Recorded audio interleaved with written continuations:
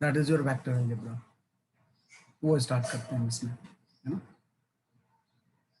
भाई किसी को भी रिकॉर्डिंग्स वगैरह चाहिए तो मुझे मैसेज कर देना, ग्रुप में भी मैसेज कर दो, है ना, कि भाई किस चैप्टर की आपको चाहिए, तो आई विल शेयर कर दूंगा मैं उसे लिंक को, है ना, तो लिंक को मैं शेयर कर दूंगा उसे, तो जरूर से उसको रिकॉर्डिंग को के लिए मुझे बता देना आप, है ना, कि if anybody has missed any class, है ना, किसी ने भी अगर कोई क्लास मिस की है तो रिकॉर्डिंग के लिए बता देना, है ना। भाई रिकॉर्डिंग जो भी होगी, ये मल्टीप्लाई क्यों हो रहा है, दो दो आईडी क्यों आ रही है, लाइक रितिका रानी की 2 आईडी आ रही है, वाई 2 आईडी, है ना, एक ही आईडी से ज्वाइन करो बेटा, है ना, 2 आईडी क्यों आ रही है, ये आपका आ जाएगा ऐसा, ठीक है। तो किसी को भी रिकॉर्डिंग चाहिए होगी तो या तो ग्रुप में मैसेज कर दो या मुझे पर्सनल मैसेज कर देना कि I need the recording of vector, तो आई विल शेयर, है ना, तो उसको ग्रुप में शेयर करूंगा, क्योंकि ऐसा मुझे पता नहीं होता ना कि आपने क्या क्लास कैसे कब मिस की है ना, तो उसमें से आप देख लेना, है ना? तो सारी क्लासेस आपकी रिकॉर्डेड होती है, लेकिन रिकॉर्डिंग का मतलब ये नहीं होता कि मतलब क्लास आप नहीं करो, और बच्चे सोचते हैं कि भाई रिकॉर्डिंग से देख लेंगे हम, वो कॉन्सेप्ट गलत है, वैसा नहीं करना चाहिए। क्लास की बात ही अलग होती है, क्लास जो लाइव क्लास होती है उसकी इंटरेक्शंस अलग ही होता है, रिकॉर्डिंग में रिकॉर्डिंग तो फिर तो बहुत है, आप यूट्यूब खोलोगे तो रिकॉर्डिंग एक से एक होती है ना, फिर भी हम क्लासेस ज्वाइन करते हैं ना, तो क्लासेस का सिंक्रोनाइजेशन ही अलग होता है ना। चलो तो आज हम पढ़ते हैं, we start with the vector algebra, है ना, कि यहाँ पे जो टॉपिक हम पढ़ते हैं, we study the vector algebra, vector algebra, है ना। तो जो आपका वेक्टर अलजेब्रा होता है, इसको अगर मैं डिस्कस करूं,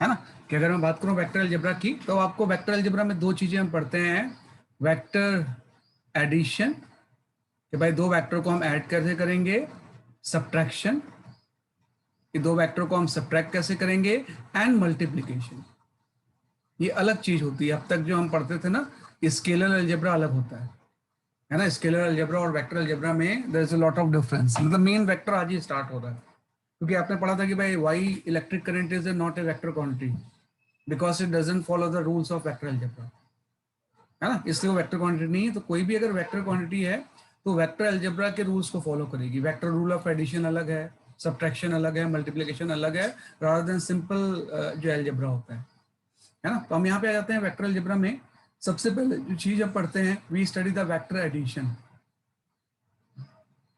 वेक्टर एडिशन, है ना। तो जो वेक्टर एडिशन है ना, इसके एक्चुअली 3 मेथड्स होते हैं, कि जब भी दो वेक्टर को आप ऐड करोगे तो we have the 3 method of it, है ना। एक तो आपका मेथड जो होता है पहला, we call it as a graphical, है ना, कि जो पहला मेथड होता है this is known as a graphical. Second जो मेथड होता है वो होता है एनालिटिकल,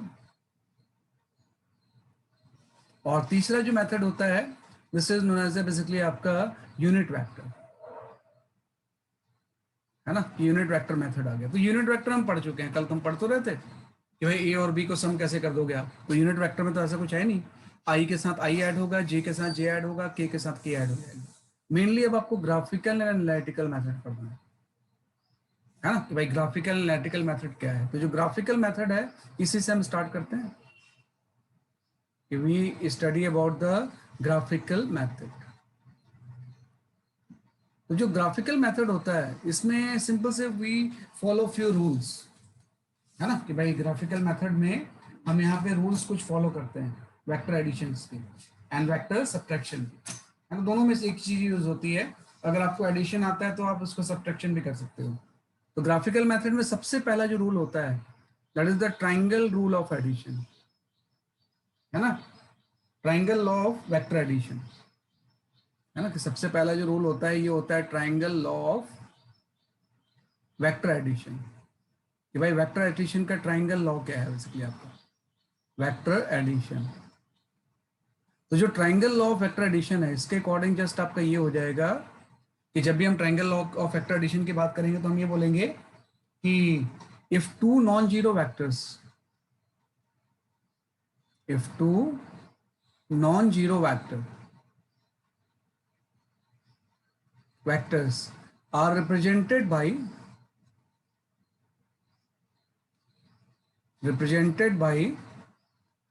है ना two sides of a triangle, two sides of a triangle, है ना, taken in order, taken in order, then their sum or resultant are represented by third side, represented by closing side, taken in opposite order, taken in opposite order। तो ये इसकी definition है ना, इसको मैं समझाऊंगा कि इसका मतलब क्या है। पहले आप डेफिनेशन लिख लो, हमेशा डेफिनेशंस भी आपको आनी चाहिए। जैसे आपके स्कूल के एग्जाम में आ गया कि right the triangle law of vector addition, तो आप कोई डायग्राम बना के थोड़ी समझाओगे, आपको डेफिनेशन लिखनी पड़ेगी। तो स्कूल्स और नीट की प्रिपरेशन में यही डिफरेंस होता है कि स्कूल्स में सारी डेफिनेशंस, डेरिवेशंस डिटेल में लिखनी पड़ती है। नीट में वो जरूरी नहीं, आपको ऑब्जेक्टिव सॉल्व करना होता है। तो triangle law of vector addition की अगर हम बात करें, तो if two non zero vectors are represented by the two sides of a triangle taken in order, then their sum और रिजल्टेंट, सम या रिजल्टेंट एक ही चीज होती है, are represented by the side taken in opposite order, है ना। Taken इन क्या हो जाएगा बेसिकली आपका, या third side taken opposite order. तो सिंपल सा मुझे दो वेक्टर को ऐड करना है। एक वेक्टर यहाँ पे ए वेक्टर ऐसा ले लिया और स्पेस में बी वेक्टर ऐसा है। निकालना चाहता हूँ कि इसका ए प्लस बी ग्राफिकल मेथड से क्या होगा। तो आपके वेक्टर पैरेलली कहीं भी शिफ्ट होते हैं। तो इन ऑर्डर का मतलब होता है, जब भी मैंने इन ऑर्डर का बोला ना, तो हम बोलेंगे हेड टू टेल अरेंजमेंट। इसको आप हेड टू टेल में ले आओगे, मतलब हेड से दूसरे के टेल ज्वाइन कर देंगे हम इसमें। तो एक को तो छोड़ दोगे, एक को वहीं रहने दो आप ऐसे। This is vector, B vector को पैरेलली शिफ्ट करके इसके आगे लगा देंगे हम। इस तरह का अरेंजमेंट होता है, इसी को हम बोलते हैं हेड टू टेल, कि पहले के दूसरे के टेल ज्वाइन है, लाइक दिस।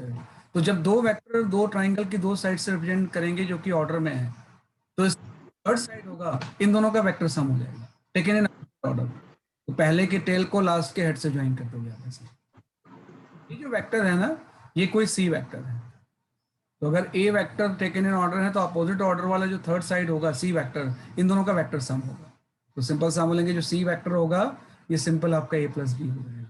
ये सिंपल सा लॉ है ना, कि बहुत सारे वेक्टर्स अगर ऑर्डर में लगे हुए हैं, तो उसका जो क्लोजिंग साइड होता है या थर्ड साइड जो होता है, उसको अगर हम अपोजिट ऑर्डर में ले लें, तो वही चीज दोनों का वेक्टर सम हो जाएगा। तो C equal to A plus B आ जाएगा, है ना, कि सी इक्वल टू जस्ट यहाँ पे क्या आ गया, इसलिए आपका ए प्लस बी आपका आ गया, सी वेक्टर आपका आ गया, राइट। तो ये आपका होता है triangle law of vector addition, है ना। अब इसमें हम बोलते हैं कि जो लॉ वेक्टर एडिशन है, वेक्टर एडिशन हमेशा कम्यूटेटिव होता है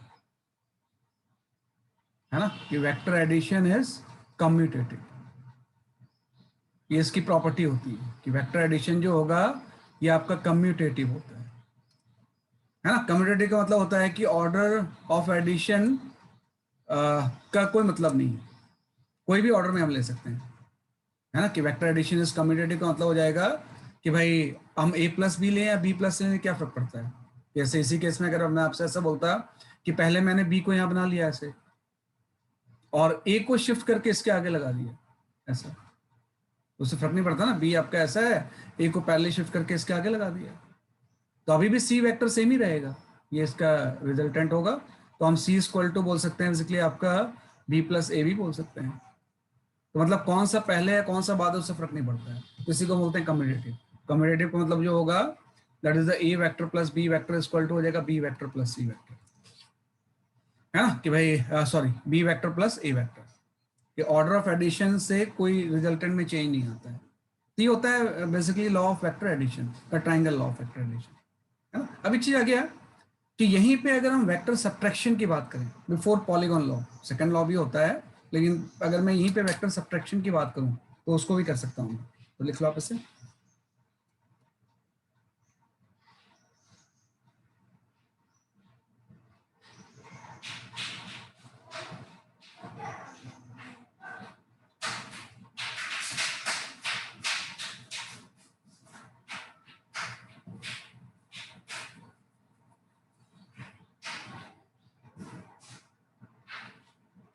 ये आपका आ गया है ना। तो अब हम आ जाते हैं कोई अगर लिख नहीं पाए तो मुझे मैसेज कर देना, तो मैं स्लाइड को फिर शो कर दूंगा,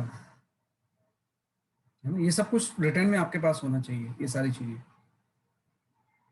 है ना। हमेशा नोट्स एक बना हुआ, क्लास नोट्स, मॉड्यूल, एनसीईआरटी, 3 चीजें इंपॉर्टेंट है सिर्फ आपकी, है ना। क्लास नोट्स तो हमेशा आपके पास होना चाहिए, ये आपका है।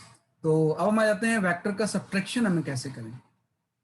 ये वेक्टर एडिशन का रूल ही वेक्टर सब्ट्रैक्शन में यूज होता है, कोई अलग से रूल नहीं आता है ना, कि rules for subtraction of 2 vectors, subtraction of vector, है ना। तो सब्ट्रैक्शन ऑफ वेक्टर के लिए सिंपल से आपको ये याद रखना है कि एडिशन ऑफ नेगेटिव वेक्टर, ये आप इसको ऐसा लिख लो कि subtraction is the addition of negative vector, subtraction is addition of right negative vector,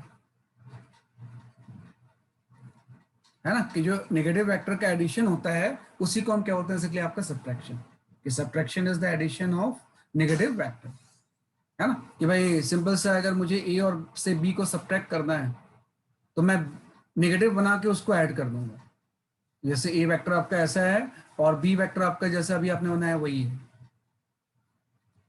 ना। कि बी वेक्टर आपका ये है, अगर मुझे ए से बी को सब्ट्रैक्ट करना है तो पहले मैं क्या करूंगा, बी को नेगेटिव बना दूंगा, बी को नेगेटिव मतलब इसकी जस्ट डायरेक्शन आप चेंज कर दोगे, तो अगर ये बी वेक्टर है ये वाला, तो ये आपका माइनस बी वेक्टर हो जाएगा, है ना। कि बी वेक्टर को जस्ट उल्टा कर दिया तो माइनस बी वेक्टर हो गया। अब ए से बी को आप ऐड कर दो ट्रायंगल लॉ से, ट्रायंगल लॉ तो सेम ही है, हेड टू टेल में लगाना होगा आपको, तो ए को तो आप ऐसे बना लेते हो, अब ए से बी को नहीं बल्कि माइनस बी को आप इस तरह से लगा दो, तो इसके पैरेलल आपने एक लाइन बना ली, इसको पैरेलल यहाँ शिफ्ट कर दिया माइनस बी, तो ये जो वेक्टर आएगा ये वेक्टर आपका ए माइनस बी हो जाएगा, है ना। तो जब सिंपल ऐड कर लेते हैं तो एडिशन बोलते हैं, जब नेगेटिव बना के ऐड करते हैं तो उसको सब्ट्रैक्शन बोलते हैं। तो अगर ये ए वेक्टर है, बी को अपोजिट करके यहाँ पे कर दिया, तो अगर ये ऑर्डर में है, हेड टू टेल में है, तो पहले की टेल और लास्ट की हेड को ज्वाइन करने वाली जो लाइन होगी वो दोनों की वेक्टर की वैल्यू क्या हो जाएगी, ए माइनस बी हो जाएगी। तो सब्ट्रैक्शन इज सिंपली आपका addition of a negative vector. कई बार इसको थोड़ा सा हम डिफरेंटली भी सोचते हैं, है ना, कि कई बार हम क्या करते हैं, इसी चीज को जो आपने यहाँ पे लिखा है, वैसे तो एडिशन ऑफ नेगेटिव वेक्टर सही है, लेकिन ये भी जान लेना सही रहता है कि आप क्या करो, इन दोनों वेक्टर को कोएक्सियल बना दो ऐसे, ये ए वेक्टर है और दूसरा वेक्टर की एंड को ऐसे ज्वाइन कर दो ऐसे, तो ये जो बीच वाली लाइन होगी ये ए माइनस बी होता है, ये वेक्टर ए माइनस बी हो जाएगा। बात एक ही है ना, कि बीच वाली जो लाइन होगी वो क्या हो जाएगी, इसलिए आपकी ए माइनस बी हो जाएगी, कि भाई ए और बी को एंड टू एंड ज्वाइन कर दो, है ना, और जो बीच वाला वेक्टर जो हो जाएगा वो क्या हो जाएगा, इसलिए आपका ए माइनस बी वेक्टर हो जाएगा, है ना। तो ये भी कई बार यूज होता है, लाइक अगर किसी ने आपसे पूछा वो डिस्प्लेसमेंट वेक्टर क्या होगा, यहाँ पे कई बार एक वर्ड यूज होता है डिस्प्लेसमेंट वेक्टर, डिस्प्लेसमेंट वेक्टर, कि भाई किसी भी चीज का डिस्प्लेसमेंट वेक्टर क्या होगा, तो हम बोलते हैं displacement vector is difference of position vector, is difference of position vector, position vector, कि जो पोजीशन वेक्टर का डिफरेंस होता है वही डिस्प्लेसमेंट वेक्टर होता है ना। आप दोनों मेथड यूज कर सकते हो, चाहे तो आप ऐसा यूज कर लो चाहे ये यूज कर लो सब्ट्रैक्ट करने के लिए, है ना, कि आप इस तरह से नेगेटिव करके हेड टू टेल बना के ए माइनस बी लिख लो, या दोनों के एंड टू एंड ज्वाइन करके इस तरह से ज्वाइन कर लो, तो ये भी ए माइनस बी होता है। तो हम सिंपल बोलते हैं डिस्प्लेसमेंट वेक्टर क्या होता है, डिफरेंस ऑफ पोजीशन वेक्टर। मतलब ये हो गया कि सपोज मैंने बोला कि कोई पार्टिकल पहले यहाँ पे था, एक्स और वाई एक्सेस बना लेते हैं, कि कोई पार्टिकल पोजीशन 1 पे था, तो इसका जो पोजीशन वेक्टर होगा वो ऑरिजिन के रिस्पेक्ट में इसकी पोजीशन को शो करेगा, तो r1 vector is the position vector, कि इसका ऑरिजिन के रिस्पेक्ट में इस 1 पॉइंट का पोजीशन वेक्टर जो है वो r1 है। अब ये 1 वाला जो पॉइंट है ये 1 से पोजीशन किसी 2 पे चला गया, तो अब इसका पोजीशन वेक्टर चेंज हो गया ना, तो अब इसका जो पोजीशन वेक्टर होगा वो आपका r2 हो जाएगा, है ना। अब आपने बोला डिस्प्लेसमेंट वेक्टर जो होता है s, this is the r2 minus r1 हो जाएगा, है ना, कि जो डिस्प्लेसमेंट वेक्टर होगा वो क्या हो जाएगा, इसलिए आपका r2 माइनस r1, है ना। तो हम बोलेंगे डिस्प्लेसमेंट वेक्टर इस केस में ये वाला वेक्टर हो जाएगा, कि दोनों का डिफरेंस तो निकालना है, तो 1 से 2 की तरफ एक लाइन चली जाएगी, ये वाला वेक्टर जो होगा वो डिस्प्लेसमेंट वेक्टर होगा। आपको पता ही है कि अगर ये 1 से 2 चला गया तो ये तो डिस्प्लेसमेंट वेक्टर होगा जो शॉर्टेस्ट लाइन ज्वाइन करेगी, है ना। तो कई बार यही चीज मैंने यूज कर ली है यहाँ पे, भाई एंड टू एंड अगर दोनों ज्वाइंट है तो बीच वाली जो इस तरह से क्लोजिंग लाइन होती है ये क्या हो जाता है, बेसिकली आपका डिस्प्लेसमेंट वेक्टर हो जाता है, या इन दोनों का सब्ट्रैक्शन हो जाएगा। तो वही चीज है, सब्ट्रैक्शन कोई नई चीज नहीं है, subtraction is simply addition of negative vector, कि जब हम एक नेगेटिव वेक्टर को ऐड करते हैं तो उसी को हम बोलते हैं सब्ट्रैक्शन ऑफ वेक्टर।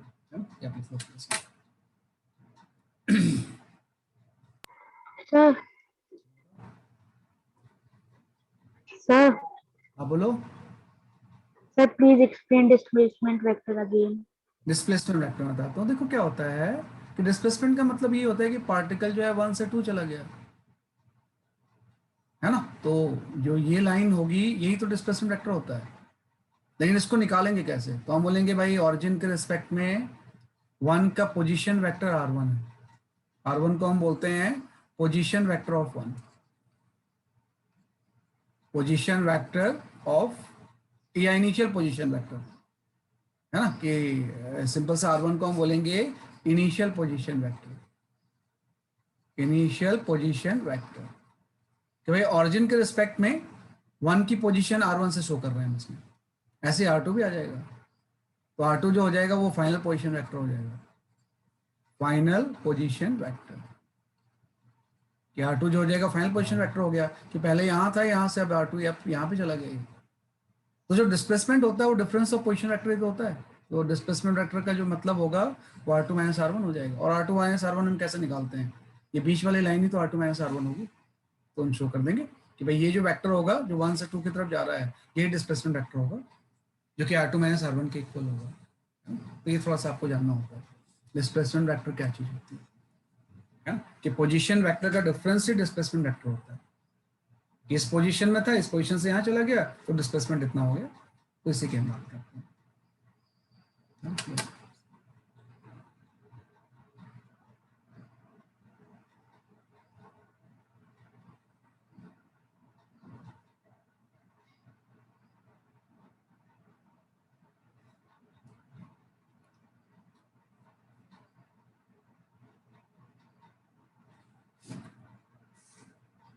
ठीक है ना, ये आपका क्या डिस्प्लेसमेंट वेक्टर है। क्या कर एक और भी चीज इसमें है कि अगर कोई ट्राइंगल सेम ऑर्डर में क्लोज हो जाए तो उसका जो वेक्टर सम होता है वो 0 होता है ना। If 3 sides of a triangle is taken in order तो उसका जो वेक्टर सम हो जाएगा वो 0 हो जाएगा, ये भी ध्यान रखना बस में। यहाँ पे एक इंपॉर्टेंट नोट में आप लिख लेना कि if 3 sides of a triangle are taken in order, if 3 sides of a triangle taken in order, then their sum is 0, their sum is 0। ये बड़ी इंपॉर्टेंट चीज है कि अगर 3 साइड्स ऑफ ट्राइंगल जो है अगर इसको हम ऑर्डर में ले लें तो इन सबका सम की वैल्यू क्या हो जाएगी, इसलिए आपकी 0 हो जाएगी, है ना। वो कैसे 0 होगी आप समझना कि भाई 3 साइड्स का मैं ऐसा बोल रहा हूँ कि एक वेक्टर आपका ए है और दूसरा वेक्टर अगर आपका बी है और तीसरा वेक्टर आपका सेम ऑर्डर में अगर हम सी ले लें, ऐसे इसको उल्टा नहीं करें, तो जहां से हम स्टार्ट हुआ वहीं वापस आ गए ना, कि पहले हम इधर गए फिर इधर गए फिर इधर गए। तो सिंपल सा हम बोलेंगे अगर सेम ऑर्डर में ट्राइंगल कोई क्लोज हो रहा है तो ए प्लस बी प्लस सी की वैल्यू क्या होती है, बेसिकली आपकी 0 होती है।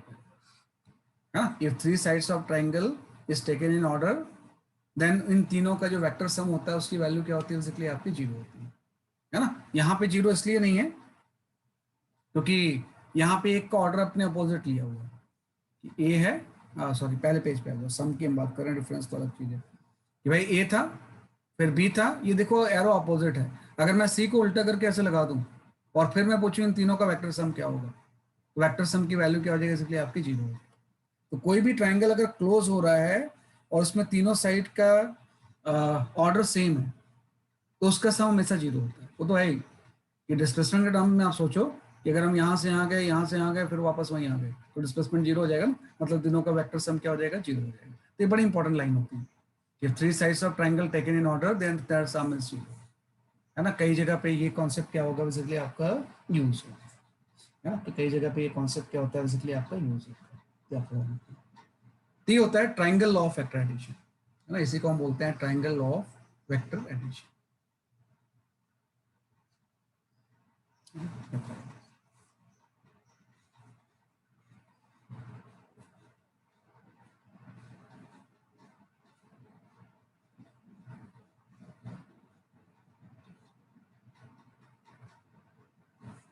है ना, जो कि ग्राफिकली काफी एक पावरफुल टूल होता है, जिससे कि हम मोस्ट ऑफ द चीजें निकालते हैं।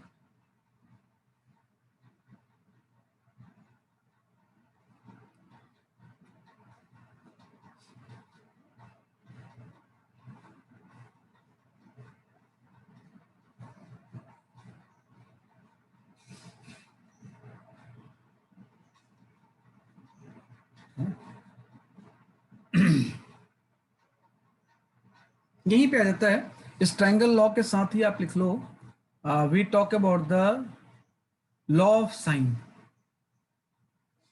लॉ ऑफ साइन, है ना, ये बड़ा एक इंपॉर्टेंट चीज है कि हम यहाँ पे एक लॉ पढ़ते हैं, this is known as a law of sine. कई बार इसको लैमीज थ्योरम भी बोलते हैं, है ना, sometimes students call it as a Lami's theorem, है ना। तो एक सिंपल चीज है कि अगर मैं 3 वेक्टर्स को ऐसा ले लूं कि एक वेक्टर अगर p है यहाँ पे, और एक वेक्टर अगर q है, और तीसरा वेक्टर अगर आपका r है, ऐसे 3 वेक्टर हैं जो कि एक पॉइंट से इस तरह से ऑरिजिनेट हो रहे हैं कि there is a 3 vectors p q and r, जैसे मैंने शो किया वैसे ही है ना। तो यहाँ पे p q एंड r आप इस तरह से ले लो कि एक वेक्टर आपका p है ना, एकदम सिंपली समझना क्योंकि काफी ये सारी चीजें यूज होंगी। एक p वेक्टर है, एक q वेक्टर और एक r वेक्टर, है ना, और कुछ एंगल दिया हुआ है। p के अपोजिट वाला एंगल जो है वो सपोज अल्फा है, q के अपोजिट वाला जो एंगल है सपोज आपका बीटा है, और r के जो अपोजिट एंगल है ये सपोज आपका गामा है। तो as per law of sign, if, यहाँ पे एक इफ आ गया, if p plus q plus r की वैल्यू अगर जीरो होगी, मतलब इन तीनों का वेक्टर सम अगर जीरो है, वेक्टर सम कब जीरो होगा कि अगर मैं इस तरह से इसको क्लोज कर दूं, तो सेम ऑर्डर में अगर ये क्लोज हो जाए तो वेक्टर सम जीरो हो जाएगा। इसको शिफ्ट आउट करके एक के बाद एक अगर लगा लूं मैं ऐसे, तो इन तीनों का सम क्या हो जाएगा, इसलिए आपका जीरो हो जाएगा। मतलब ऐसा है कि p को अपने ऐसा रख दिया, है ना, और q को इसके आगे ऐसे लगा दिया, है ना, q को शिफ्ट करके इसके आगे लगा दिया, और r को हमने ऐसे लगा दिया। तो एक क्लोज ट्राइंगल बना देंगे, है ना, कि क्या बना देंगे, इसलिए आपका एक क्लोज ट्राइंगल, ये आपका p हो गया, ये q हो गया और ये r हो गया। तो जब क्लोज ट्राइंगल बनाएंगे तो इसका सम जीरो हो जाएगा। तो अगर इस केस में ये चीज एग्जिस्ट करती है कि 3 वेक्टर अगर किसी पॉइंट पे एक्ट कर रहे हैं और तीनों वेक्टर का अगर सम जीरो है, तो law of sine is applicable. तो हम यहाँ पे लिख सकते हैं कि जो p का मैग्नीट्यूड होगा by sine alpha is equal to the magnitude of the q by sine beta is equal to the magnitude of the r by sine gamma, है ना। इसी को हम लॉ ऑफ साइन बोलते हैं कि अगर कोई भी 3 वेक्टर ऐसे हैं जिनका कि अगर सम जीरो है, तो उसमें लॉ ऑफ साइन वैलिड होता है ना। This is known as basically आपका लॉ ऑफ साइन, कि भाई p का मैग्नीट्यूड ले लो और जो साइन ऑफ एंगल वाला ले लेंगे बाकी दोनों के बीच का, बाई साइन अल्फा हो जाएगा। q का मैग्नीट्यूड ले लो और जो लॉ ऑफ साइन लेंगे वो अपोजिट एंगल ले लेंगे, साइन ले लेंगे दूसरे अपोजिट एंगल, r का मैग्नीट्यूड ले लो, अपोजिट गामा आ जाएगा आपका, and this is known as a gamma. तो ये लॉ ऑफ साइन कई केस में यूज होगा कि जब भी ये चीज होगी तो इससे कई अननोन चीजें हम क्या करेंगे, बेसिकली आपको कैलकुलेट करेंगे, है ना। जब यूज होगी तो आई विल एक्सप्लेन यू कि किस तरह से इसको यूज करना है। फिलहाल तो इसको आप लॉ ऑफ साइन में आप लिख लो ऐसा, है ना, जो कि ट्रायंगल लॉ के थ्रू ही हम जानते हैं, है ना। तो ये लॉ ऑफ साइन काफी इंपॉर्टेंट चीज होता है।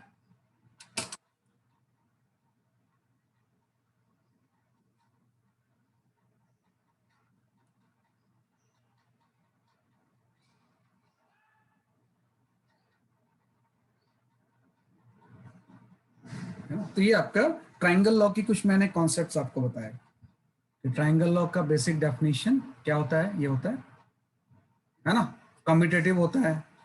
दूसरा आपका आ गया सब्ट्रैक्शन का मतलब एडिशन ऑफ नेगेटिव वेक्टर हो जाएगा। वहीं पे फिर मैंने डिस्प्लेसमेंट वेक्टर की बात कर ली आपसे, है ना। फिर आपका आ गया कि अगर 3 साइड्स क्लोज हो रही हैं इस सेम ऑर्डर में तो उनका वेक्टर सम हमेशा 0 होता है, और जब वेक्टर सम 0 होगा then law of sine is valid, है ना, कि p by sine alpha is equal to q by sine beta plus r by sine gamma.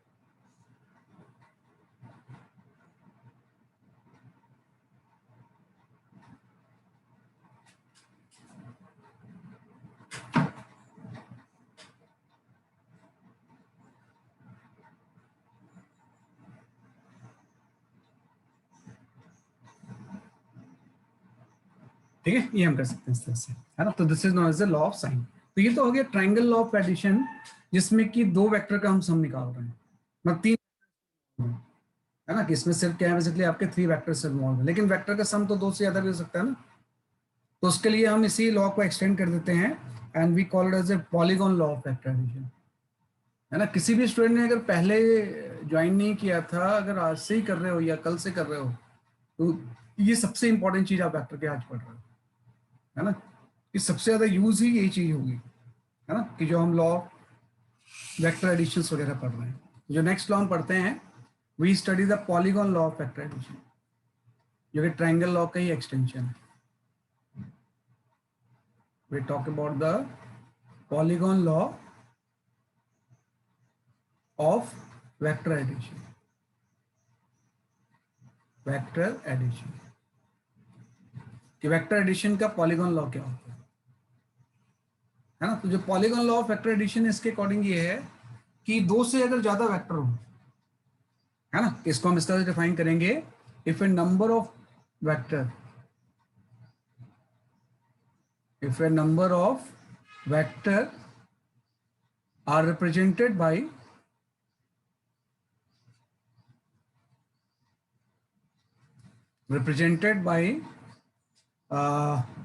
sides of an open polygon, by sides of an open polygon, है ना, the in order, then their resultant, right, is represented by closing side taken in opposite order,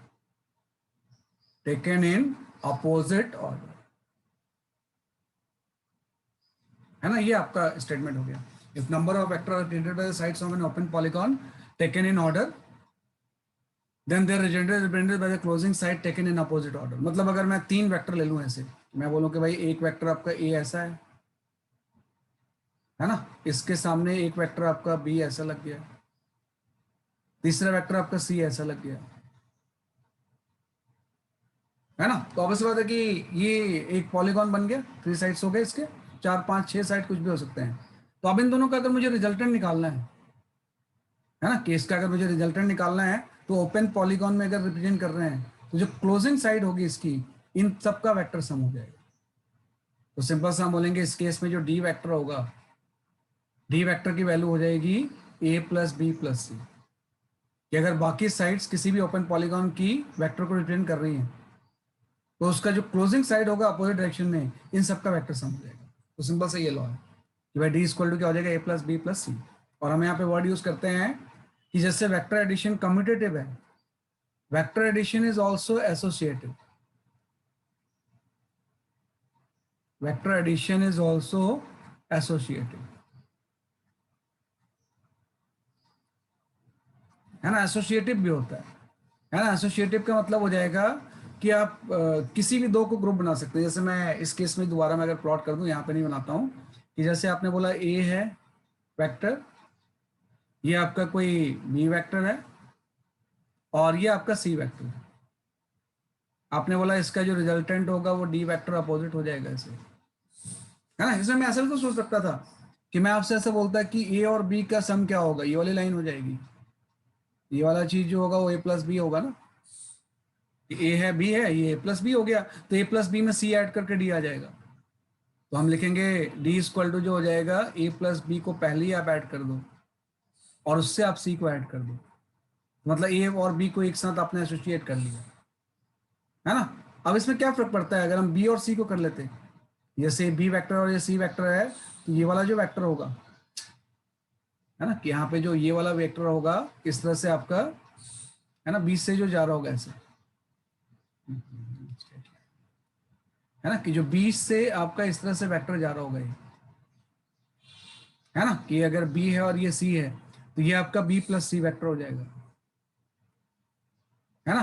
तो ए plus B से हम सी add करें या ए से जो आपका बी प्लस सी ऐड कर दें, बात एक ही है ना. तो सेम चीज को हम ले सकते हैं कि आपका हो जाएगा ए इंटू बी प्लस सी. तो इसी को हम बोलते हैं एसोसिएटिव प्रॉपर्टी, है ना, कि पहले आपने ए प्लस बी से सी ऐड करो तो भी डी आ जाएगा, या ए में बी प्लस सी ऐड कर दो तो भी डी आ जाएगा. तो एसोसिएशन हम कैसा ही बना सकते हैं. तो वेक्टर एडिशन कम्यूटेटिव भी होता है एज वेल एज एसोसिएटिव भी होता है, और ये होता है polygon law of vector addition, है ना. इसी में वही चीज है कि अगर जैसे आपने ओपन पॉलीगॉन लिया, इसको अपोजिट डायरेक्शन में क्लोज किया, तो आपने बोला ये है. अगर कोई पॉलीगॉन सेम डायरेक्शन में क्लोज हो जाए, कितना ही बड़ा पॉलीगॉन क्यों ना हो, जैसे ए वेक्टर है, बी वेक्टर है ना, तीसरा आपका सी वेक्टर है, चौथा आपका डी वेक्टर है, ई वेक्टर है, और ये एफ वेक्टर है. अगर ये क्लोज हो गया सेम ऑर्डर में, है ना, कि भाई इन सेम ऑर्डर में अगर ये क्लोज हो गया, तो इन सबका वेक्टर सम जीरो हो जाएगा. तो सिंपल से हम बोलेंगे कि कोई भी पॉलीगॉन अगर सेम ऑर्डर में क्लोज हो जाती है, तो सब वेक्टर जो इन्वॉल्व होते हैं उसका सम जीरो हो जाएगा. D plus E plus F equal to zero हो गया. ये अपन, तो वही चीज है कि यहाँ से आप स्टार्ट हुए और घूम फिर के वापस वहीं पे आ गए, तो डिस्प्लेसमेंट जीरो होता है ना, तो वेक्टर का सम जीरो हो जाएगा. तो ये तो वेक्टर अलग चीज है. अगर हम स्केलर सम करते हैं तो सिंपल हम सबको ऐड करते हैं ना, जैसे डिस्टेंस लेते, तो डिस्टेंस जीरो थोड़ी होता, डिस्टेंस तो सिंपली ऐड हो जाता है ना. लेकिन डिस्प्लेसमेंट जीरो हो जाएगा क्योंकि वेक्टर है. तो vector algebra is somewhat different than scalar algebra, है ना, इसलिए हम इसको स्पेशली पढ़ते हैं. तो दो लॉ हमने पढ़ लिया, triangle and polygon law. Triangle law and polygon law.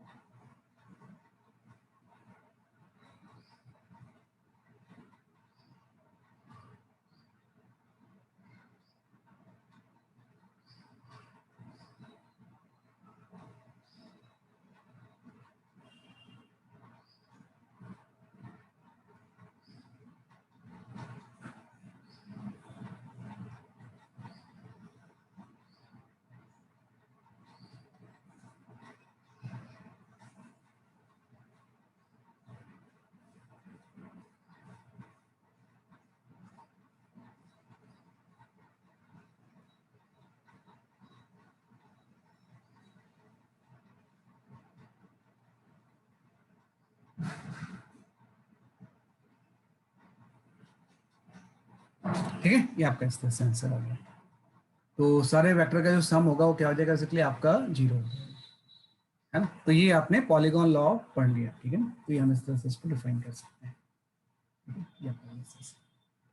तो ये जो मैंने साइन लॉ बताया है, इसके बहुत सारे एप्लीकेशंस होते हैं, है ना, कि इसके क्या होंगे, बेसिकली आपके बहुत सारे एप्लीकेशंस होते हैं, है ना. तो वो थोड़ा सा आपको जानना होता है कि साइन लॉ को हम किस तरह से बेसिकली आपका अप्लाई करते हैं. है ना। या लेकिन अभी साइन लॉ के बारे में बात मत करो आप, अभी पहले इसको लॉ पढ़ लेते हैं, है ना। तो जस्ट मैंने लॉ 2 बता दिए। अब हम आ जाते हैं एनालिटिकल मेथड पे। ये तो ट्रायंगल लॉ है, सबकी चीजें ग्राफिकल है ना। इसमें कोई भी चीजें हमने कोई कैलकुलेशन इन्वॉल्व किया ही नहीं, सब चीजों को ग्राफिकली रिप्रेजेंट किया है। एनालिटिकल का मतलब होता है कोई कैलकुलेट करके जो वैल्यूज लाते हैं। तो वेक्टर एडिशन का एनालिटिकल मेथड किस तरह से हम यूज करेंगे वो भी आपको थोड़ा सा जानना होगा, है ना। तो मैं जस्ट उसको एक्सप्लेन करता हूँ। एनालिटिकल मेथड को हम बोलते हैं parallelogram law of vector addition,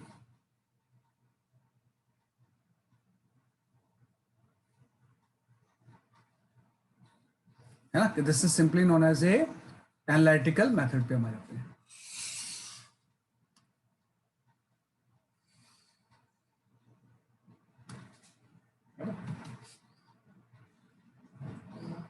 wait for a moment.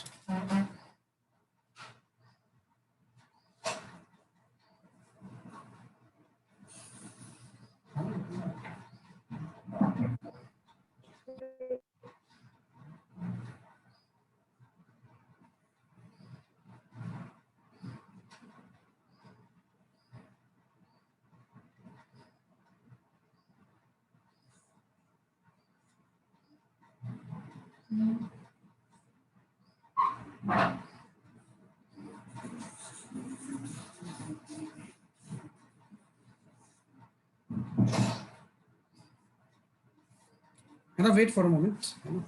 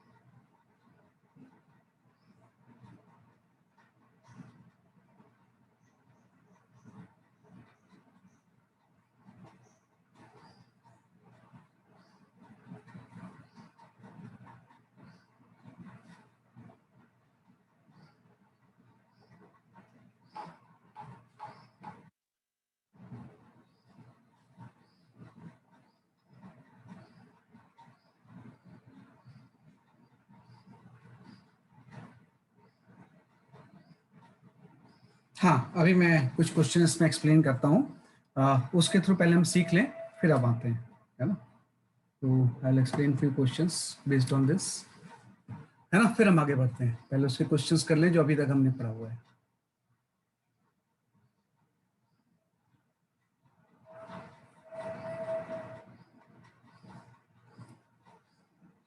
हाँ, ये अच्छा क्वेश्चन होता है, इससे पॉलीगॉन लॉ काफी अच्छे समझ में आता है। हाँ, ये आपका आ गया, एक इस तरह से, एक इस तरह से।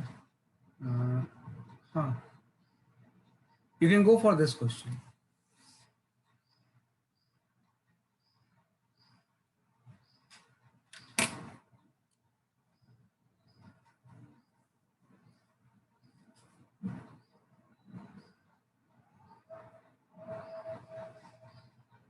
4 फोर्सेस हैं, P, 2P, 3P and 4P, जो कि एक स्क्वायर के साइड्स के लॉन्ग एक्ट कर रहे हैं।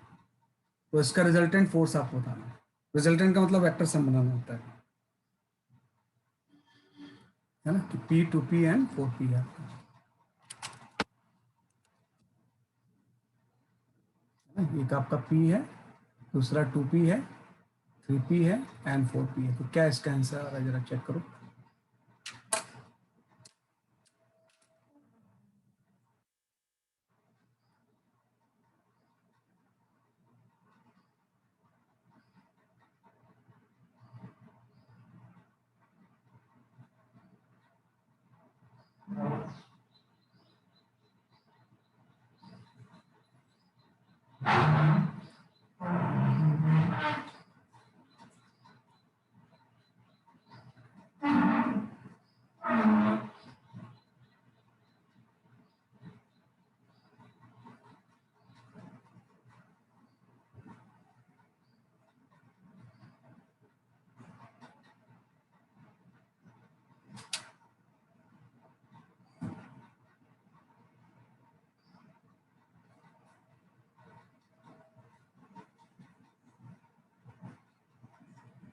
अच्छा, ये मेरे ख्याल से अभी आप कर पाओगे, नहीं कर पाओगे, अभी मुझे नहीं कर पाओगे आपसे।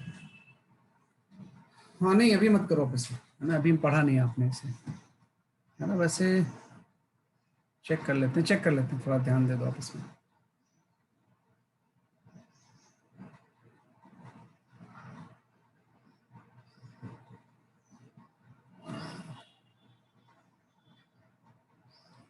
नहीं, ये जीरो नहीं होगा बेटा, सारे इक्वल नहीं है ना, सारे इक्वल होता तो जीरो हो जाता है। एक P है, 2P है, 3P एंड 4P है ना, तो इस केस में ही जीरो नहीं होगा। अगर सारे इक्वल होते तो फिर जीरो हो जाता है, लेकिन ये जीरो इक्वल नहीं है ना, तो इससे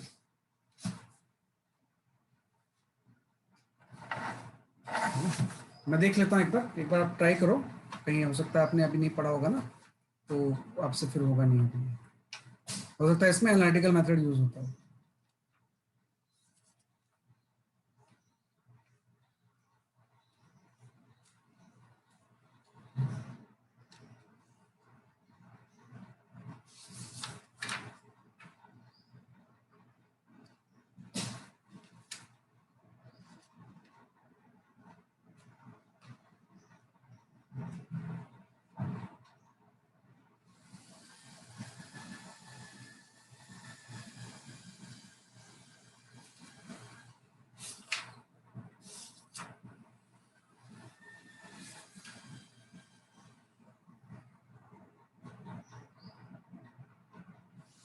हाँ, वैसे यूनिट वेक्टर यूज करके कर सकते हो आप, वैसे यूनिट वेक्टर को यूज करके आप कर सकते हो। We can use unit vector and solve it, है ना। फोर्स का मैग्नीट्यूड तो निकालना है आपको, कितना होगा, है ना। यूनिट वेक्टर का कंसेप्ट यूज करके कर सकते हैं, बिल्कुल सही है। अगर आपको एनालिटिकल मेथड नहीं भी आता तो कोई बात नहीं।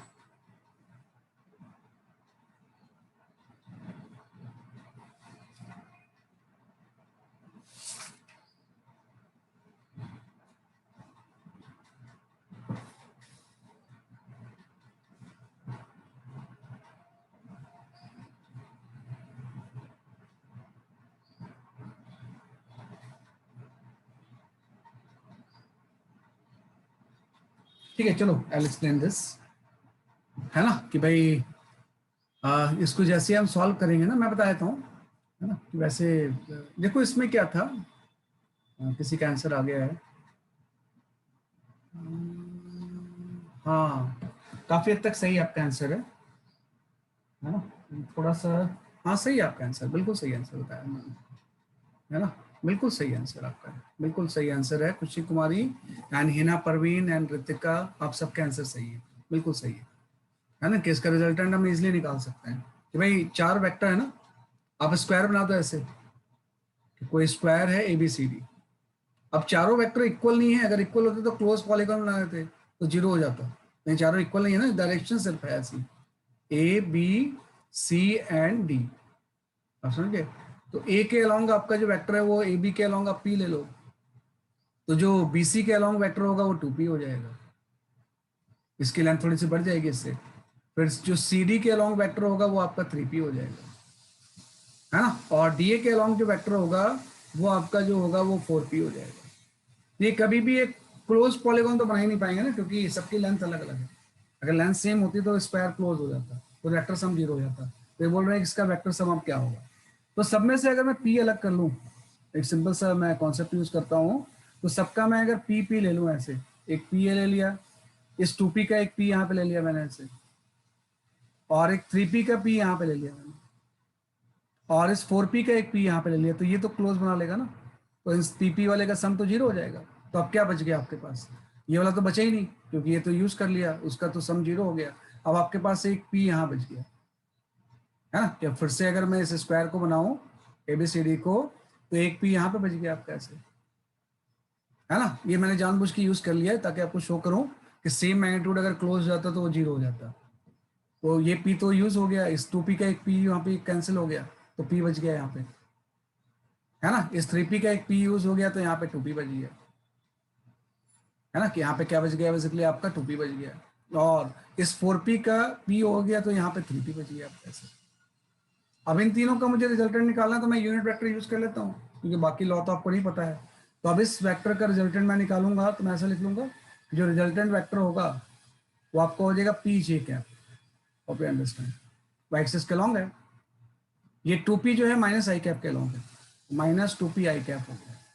और थ्री पी जो है माइनस जे के लॉन्ग है, तो माइनस थ्री पी जे कैप हो गया। या आप इसको और भी आसान से आई जे कैप यूज मत करो। आप देखो ये P है और इधर थ्री पी है, तो एक पी तो कैंसिल हो जाएगा ना। तो सिंपल सा आप जो वेक्टर बच गया वो इस ट्राइंगल में, अब इसमें दो ही चीजें बच गई, एक तो आपका पी ए बच गया, और ये वाला पी तो कैंसिल हो गया इस थ्री पी से अपोजिट डायरेक्शन से, ये भी नहीं बचा आपका, एक टू पी यहाँ बच गया और एक टू पी आपका यहाँ बच गया। जस्ट हम कैंसिल करते जा रहे हैं कि भाई पहले आपका जो पॉलीगॉन लॉ को लगा के सारे पी का सम हमने जीरो कर दिया, फिर आपने बोला एक पी ऊपर है, इस थ्री पी का एक पी नीचे होगा, तो दोनों कैंसिल हो जाएंगे, तो सिंपल टू पी बच जाएगा। तो टू पी यहाँ बच गया, टू पी यहाँ बच गया, तो सिर्फ दो ही वेक्टर तो होगा। तो आपको तो आप ट्रायंगल लॉ आ जाएगा कि भाई अगर ये कोई टू पी वैक्टर है और यहाँ पे कोई टू पी वैक्टर ऐसा है, तो ये जो वेक्टर होगा इन दोनों का रिजल्टेंट हो जाएगा। तो पाइथागोरस यूज कर लेंगे। तो पाइथागोरस यूज करने के लिए रिजल्टेंट जो होगा अंडर रूट ऑफ क्या हो जाएगा, बेसिकली आपका two P square plus two P square हो जाएगा। तो मतलब ये टू रूट टू पी आ जाएगा आपका आंसर। तो आपका आंसर जो होगा इस सब का जो रिजल्टेंट फोर्स होगा वो टू रूट पी हो जाएगा। है तो मैंने आई कैप जे कैप इंट्रोड्यूस नहीं किया, मैंने सिंपल से ग्राफिकल से इसको सॉल्व कर लिया, है ना। इसका सब पॉइंट आप समझना मैं कैसे कर रहा हूँ, ये सब चीजें आपको स्किल्स मैटर पे यूज करनी है। तो आपका जो आंसर होगा वो टू रूट टू पी हो जाएगा, ये आपका आंसर है। काफी लोगों ने सही आंसर दिया है, तो ये इस तरह से हम इसमें यूज करेंगे, है ना। ये आपका थोड़ा सा इस तरह से हम कर सकते हैं।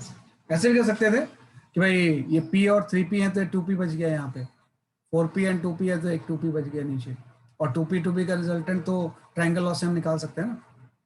अगर ये ऑर्डर में है तो रिजल्टेंट टेकन इन ऑर्डर होगा, और इसका लेंथ ही तो इसका मैग्नीट्यूड होगा, तो इसका जो लेंथ होगा वो पाइथागोरस से आप कैलकुलेट कर सकते हो, है ना। तो पाइथागोरस से हम क्या करेंगे, बेसिकली आपका कैलकुलेट करेंगे, तो इस तरह से हम कर सकते हैं, है ना? तो ये ग्राफिकल मेथड से आपने इसको सॉल्व किया है, कोई दूसरी चीज में यूज ही नहीं किया आपने, ये आपका आंसर, ठीक है। इसके बाद हम आ जाते हैं नेक्स्ट चीज पे। ये तो नहीं,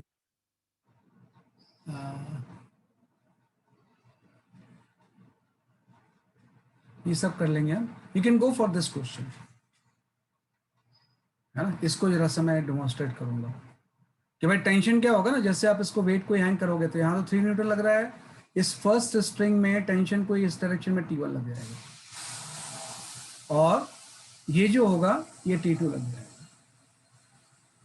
तो T1 T2 की वैल्यू क्या होगी, find the value of the T1 and T2। ये T1 T2 है, इसकी बेसिकली आपकी वैल्यू क्या है।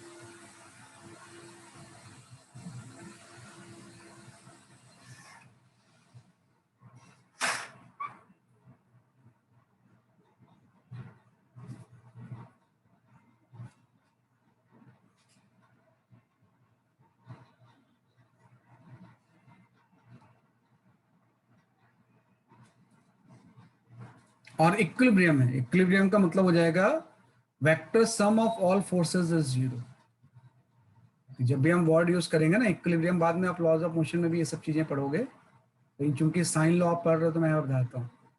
इक्विलिब्रियम, इक्विलिब्रियम का मतलब हो जाएगा vector sum of all forces is zero. तो जो सारे फोर्सेस होंगे उसका वेक्टर सम जीरो हो जाएगा। This is the meaning of equilibrium, है ना, कि ये मीनिंग होती है बेसिकली आपके इक्विलिब्रियम की।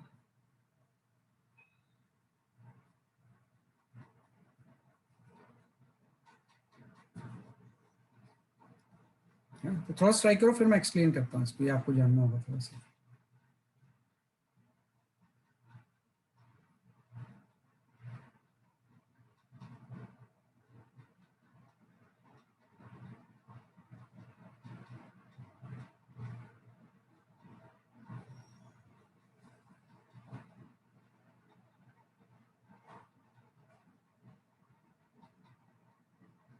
टेंशन T1 एंड T2 कितना होगा स्ट्रिंग में, जो टेंशन होगा, है ना, टेंशन फोर्स डेवलप हो जाता है स्ट्रिंग में, तो उसकी वैल्यू आपको बतानी है।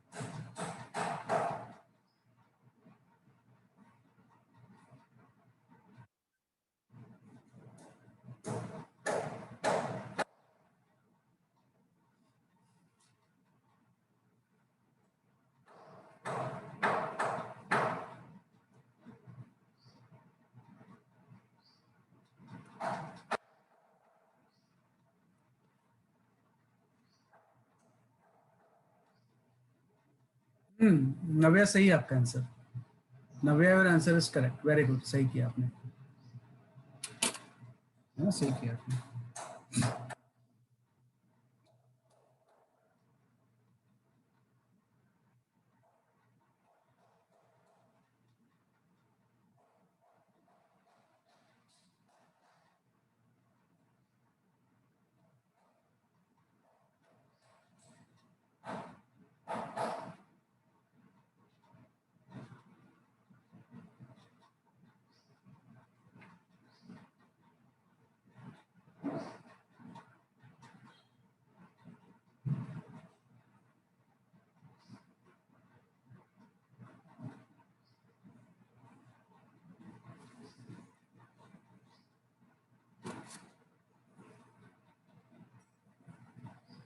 हाँ, Hina your answer is correct, Ritika Rani your answer is correct.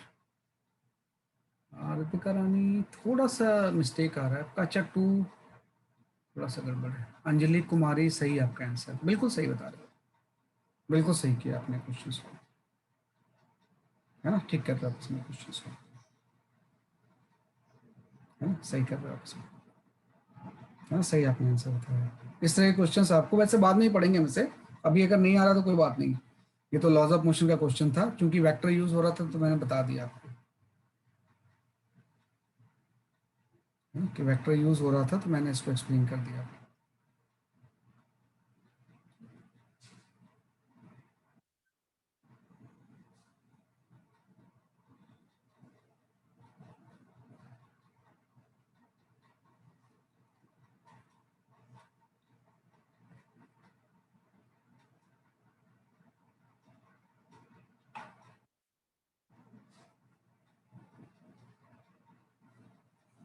ठीक है क्या, चलो, है ना, खुशी कुमारी आप भी सही बता रहे हो आंसर, है ना। मैं बता देता हूँ कि T1 T2 की वैल्यू क्या होगी। तो देखो, दो अप्रोच है इसको सॉल्व करने की। मैंने इक्विलिब्रियम का मतलब बता दिया आपको। इक्विलिब्रियम का मतलब हो जाएगा कि जो सारे फोर्सेस का सम जीरो होगा। तो एक कई स्टूडेंट क्या करते हैं इसको सॉल्व करने के लिए, रिजॉल्व करके बैलेंस कर लेते हैं फोर्सेस, है ना, कि कई स्टूडेंट इस क्वेश्चन को जब सॉल्व करते हैं ना तो रिजॉल्व करके बैलेंस कर लेते हैं, हाँ, कि भाई रिजॉल्व एंड बैलेंस। एक मेथड तो इसका ये होता है, मेथड 1 जो होता है रिजॉल्व एंड बैलेंस, रिजॉल्व करके बैलेंस कर लेते हैं। वो क्या करते हैं, जैसे T2 तो हॉरिजॉन्टल है, ये वर्टिकल है, T1 इस एंगल पे लग रहा है, तो T1 के दो कंपोनेंट हो जाएंगे ना, वो भी एकदम आसान सा मेथड है। तो T1 के आपको पता है ये एंगल अगर 30 डिग्री है तो यहाँ पे ये 30 डिग्री हो जाएगा। तो वेक्टर की ये प्रॉपर्टी होती है ना, तो कि उसको रिजॉल्व कर सकते हैं हम। तो T1 का ये वाला कंपोनेंट हो जाएगा T1 cos 30, है ना, और T1 का ये वाला जो कंपोनेंट हो जाएगा वो T1 sin 30 हो जाएगा। तो आप देखो, अगर ये चीज ऊपर नीचे नहीं जा रही है, मतलब T1 जो cos 30 होगा ये 3 न्यूटन को बैलेंस कर रहा होगा, तभी तो ऊपर नीचे नहीं जा रही है। कि वर्टिकल फोर्सेस भी बैलेंस कर लो, हॉरिजॉन्टल फोर्सेस भी बैलेंस कर लो, और T2 की वैल्यू जो होगी, है ना, वो बैलेंस कर रहा होगा T1 sin 30 को। बस हो गया क्वेश्चन सॉल्व। इस दो लाइन से क्वेश्चन सॉल्व हो जाएगा कि भाई आपने T1 को रिजॉल्व कर दिया वर्टिकल एंड, तो वर्टिकल फोर्सेस भी कैंसिल होंगे, हॉरिजॉन्टल भी कैंसिल होंगे क्योंकि इक्विलिब्रियम में। तो T1 cos 30 3 को बैलेंस करेगा, और T2 T1 sin 30 से बैलेंस हो जाएगा। तो यहाँ से T1 की वैल्यू आ गई, cos 30 √3/2 होता है ना, कि cos 30 कितना होता है बेसिकली आपका √3/2 होता है। तो यहाँ से T1 की वैल्यू आ गई, तो T1 इंटू √3/2, है ना, इक्वल टू आपका 3 आ गया। तो यहाँ से जो T1 की वैल्यू होगी ये आपका हो जाएगा 6/√3। इसी को रेशनलाइज कर दो आप, √3 से मल्टीप्लाई डिवाइड, तो 2√3 आ जाएगा। तो T1 की वैल्यू 2√3 न्यूटन आ गया, और T1 अगर आ गया तो आपका T2 आ जाएगा। T1 की वैल्यू 2√3 है, और sin 30 हाफ होता है, तो हाफ हाफ कैंसिल, √3 न्यूटन आ जाता है। तो आपका आंसर ही आ गया कि T2 जो होगा √3 होगा, और T1 की वैल्यू 2√3 होगी। लेकिन क्या आपने ऐसे सॉल्व किया है? आप लोगों ने कैसे आंसर जिन्होंने सही बताया है, क्या इस मेथड से सॉल्व किया आपने, या कुछ दूसरी चीज यूज की है? यस, तो मैंने तो इसी से करा। अच्छा, आपने इसी से किया है, ठीक है। और सर लेमीज थ्योरम। हाँ, इन्होंने सही बोला है कि इन्होंने लेमीज थ्योरम से किया है। तो बात एक ही, चाहे इससे करो या उससे करो। स्नेहा ने सही बोला, लॉ ऑफ साइंस से किया है इन्होंने, है ना, कि लॉ ऑफ साइंस से किया। तो लॉ ऑफ साइंस से भी कर सकते हैं कि अगर इक्विलिब्रियम है, मतलब तीनों फोर्सेस का सम 0 है, तो बना लेते हैं वैसे। अब देखो, एक वेक्टर T2 इस तरफ आ गया, एक वेक्टर T1 इस तरफ आ गया, और एक वेक्टर आपका 3 न्यूटन आपका इस तरफ आ गया। बना लिया आपने, एक पॉइंट पे 3 फोर्सेस ऐसे लग रहे हैं। अब इक्विलिब्रियम का मतलब इन सब का वेक्टर सम 0 होगा, ये इक्विलिब्रियम का मतलब वेक्टर सम 0 होगा, इज 0। तो इसके लिए लैमीज थ्योरम या साइन लॉ एप्लीकेबल होता है। तो सेकंड में हम इसमें साइन लॉ यूज कर लेंगे। साइन लॉ या लैमीज थ्योरम सेम चीज होती है, लैमीज थ्योरम, इसको आप यूज कर लोगे कि अगर वेक्टर सम तीनों का 0 है, तो आप एंगल डिफाइन कर लो कितनी होगी। ये वाला एंगल तो 90 डिग्री है ना, ये वाला 90 + 30 हो जाएगा, 120 हो जाएगा, है ना, और ये वाला जो एंगल हो जाएगा ये आपका 150 डिग्री हो जाएगा, है ना, कि ये कितना हो जाएगा इसलिए आपका 150 डिग्री। तो हम लिख सकते हैं as per the sign law कि जो T1/sin 90 होगा, आपने T1 लिया, अपोजिट एंगल ले लिया, is equal to the T2/sin 150 degree equal to T3, ये 3 न्यूटन बाई वाला एंगल sin 120 डिग्री। क्या करेगा, तो हम साइन लॉ के अकॉर्डिंग ये चीज लिख सकते हैं। वैसे ये आसान होता है, ज्यादातर हम यूज इसी को करते हैं, लेकिन फिर भी ये आना चाहिए आपको। इसमें क्या है, रिजॉल्व किया, बैलेंस कर लिया, है ना। तो अब इसमें आप देखो कि इस तरह से आपने इस तरह से अगर लिखा है, तो हम इसमें देख लेते हैं कि भाई अब एक चीज है sin 150 एंड sin 120 की वैल्यू क्या होगी। तो कल ही तो आपने पढ़ा था, भाई जो sin 150 डिग्री होगा इसको हम लिख सकते हैं साइन ऑफ 90 + 60, और sin 90 + थीटा cos थीटा होता है, ये cos 60 के इक्वल हो जाएगा। तो cos 60 मीन्स हाफ हो जाएगा, है ना। तो यहाँ से इसी चीज को आप लिख सकते हो T1 sin 90 तो 1 हो गया, है ना। अब sin 150 डिग्री आपने हाफ बोल दिया, तो यहाँ पे हाफ पुट करेंगे तो ये 2T2 आ जाएगा, इक्वल टू sin 120 कितना होगा, 90 + 30 cos 30, तो 3 बाई, है ना, यहाँ से √3/2 हो जाएगा। तो आ गया, वही आंसर आ गया आपके। ऐसे भी सॉल्व करके वही तो आ गया। तो इसमें थोड़ी सी ये आइडेंटिटीज आपको आइडिया होना चाहिए कि किस तरह से हम यूज करते हैं। sin 90 तो 1 होता है, sin 150 हम ऐसे निकाल लेंगे, 90 + 60 cos 60, cos 60 हाफ होता है, यहाँ पुट कर दिया। sin 120 क्या होगा, 90 प्लस 30 cos 30, cos 30 की वैल्यू √3/2 होती है। तो दोनों मेथड है आपके, जो सुटेबल लगता है उसको आप यूज करें, है ना। तो थोड़ा सा आगे की चीजें हैं, लेकिन चूंकि हमने साइन लॉ पढ़ लिया है इसलिए मैंने अभी बता दिया आपको, अदरवाइज तो ये लॉज ऑफ मोशन में है, इक्विलिब्रियम जो है ना, इक्विलिब्रियम जो होगा वो किस में आएगा, बेसिकली आपके लॉज ऑफ मोशन में है।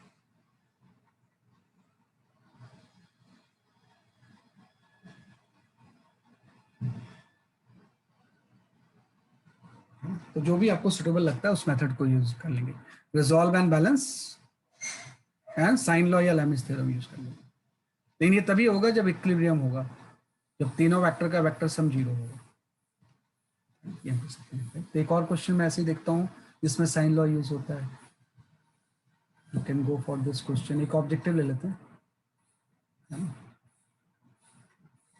हाँ, इसका 10th क्वेश्चन सॉल्व कर लो जरा सा। 9th का तो अभी आपने पढ़ा नहीं है, लेकिन 10th क्वेश्चन सॉल्व कर लो, सॉल्व कर लो।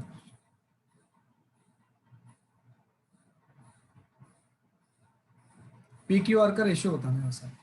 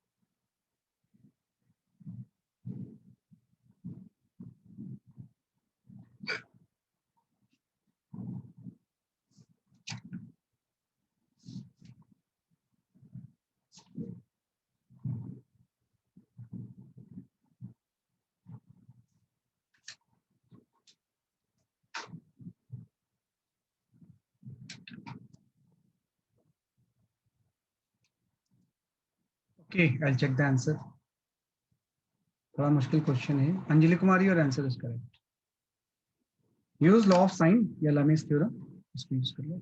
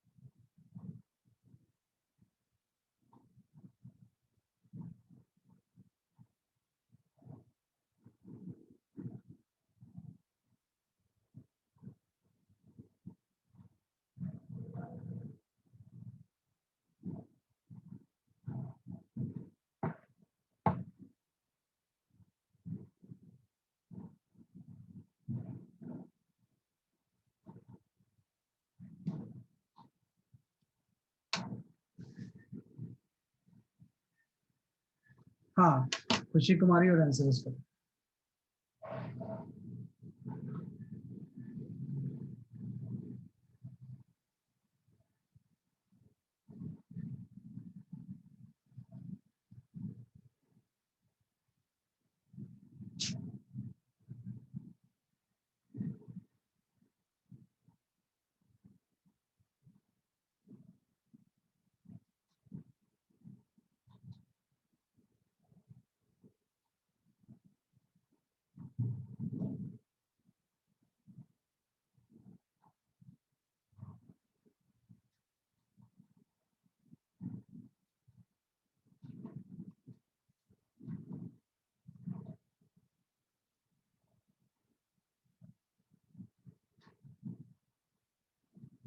कृतिका सही है आपका आंसर, है ना? कृतिका सही।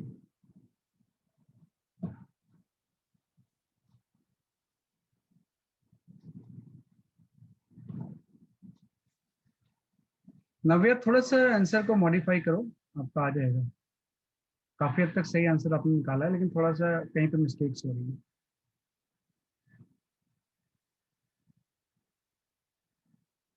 कुछ एंगल्स वगैरह गलत रीड कर लिया लग रहा आपने।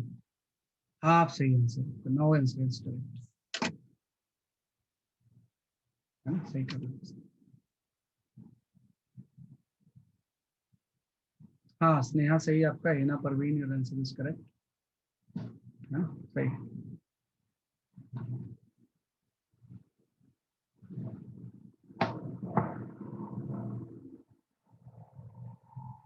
नहीं, ये भी करेंगे, ऊपर वाला भी क्वेश्चन है, आप कर भी सकते हो अगर पहले आपने थोड़ा पढ़ा हुआ है तो, लेकिन अभी हमने इसकी थ्योरी नहीं पढ़ी है, इसलिए मैंने बताया।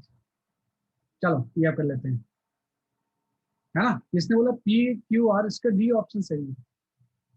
P Q R are acting on a point in a plane, angle between the P Q and R is 150 and 120 दिया हुआ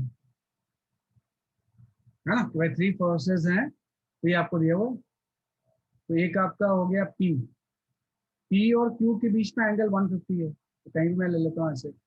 ये मेरा वेक्टर जो सपोज आपका पी है ना, और पी और क्यू के बीच में जो एंगल है, ये आपने बोला है कि ये आपका 150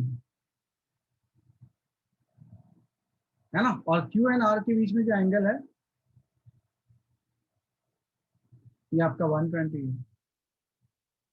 तो ऑब्वियस बात है, ये वाला एंगल जो होगा, थर्ड एंगल जो होगा, है ना, पी क्यू आर, अगर ये थर्ड एंगल की अगर हम बात करें, ये एंगल आपका 90 डिग्री हो जाएगा। तो सबका सम तो 360 होगा ना। तो थ्री वेक्टर्स हैं और ये सारे इक्विलिब्रियम में हैं। देन फॉर इक्विलिब्रियम, इक्विलिब्रियम का मतलब हो जाएगा P vector plus Q vector plus R vector का सम 0 है। और अगर ये सम 0 होगा तो ये साइन लॉ एप्लीकेबल होगा, P by sine of opposite angle, sine of 120 है ना, Q by sine of opposite angle, sine of 90 and R by sine of 150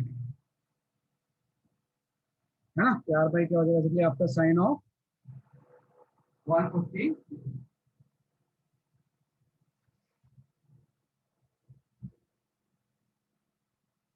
है ना, आर ऑफ साइन क्या हो जाएगा, इसलिए आपका साइन ऑफ 150 डिग्री है ना। तो आप आगे अब इसकी वैल्यूज आप पुट कर दो।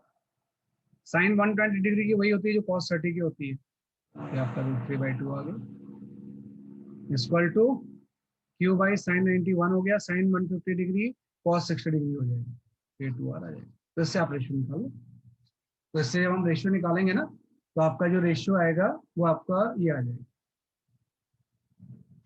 है ना। भाई इसका जो रेशियो होगा, ये आपका इस तरह से रेशियो निकालेंगे, पी क्यू एंड आर का जो रेशियो होगा वो √3/2/1, तो रिलेशन करोगे आप आंसर।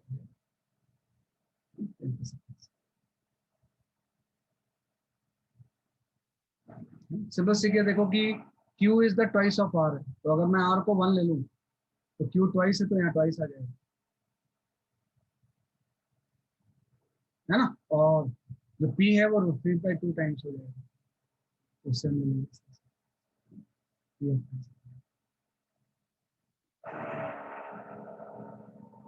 तो ये आपका √3 तो ये हमने कुछ साइन लॉ के एप्लीकेशंस पढ़ लिए है ना। तो साइन लॉ के आपने क्या पढ़ लिया, जैसे कि आपके एप्लीकेशंस पढ़ लिए।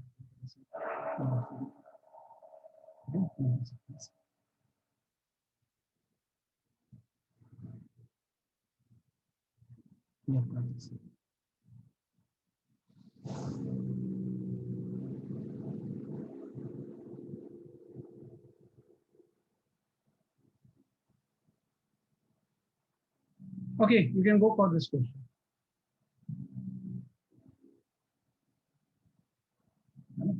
This is the last question for the particle is in equilibrium. Particle is in equilibrium मतलब सारे forces का सम 0 होगा, बाकी तो फिर कैलकुलेशन ही करना है। मतलब आई कैप के साथ भी 0 होगा, जे कैप के साथ भी 0 होगा, के कैप के साथ भी 0 होगा। तो आपको निकालना है एक्स वाई जेड की वैल्यू क्या होगी। Find the value of the X Y Z.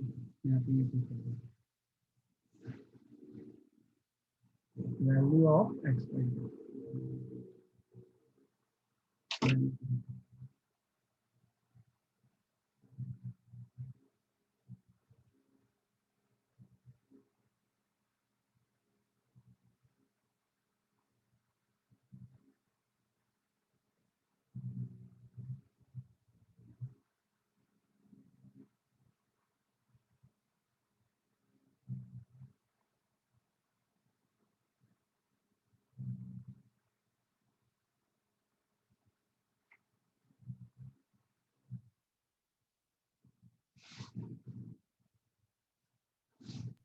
So X Y Z की दो दो वैल्यूज आएंगी क्या? हाँ हो सकती है, एक्स वाई जेड की दो वैल्यूज आ जाएंगी, चेक कर लो।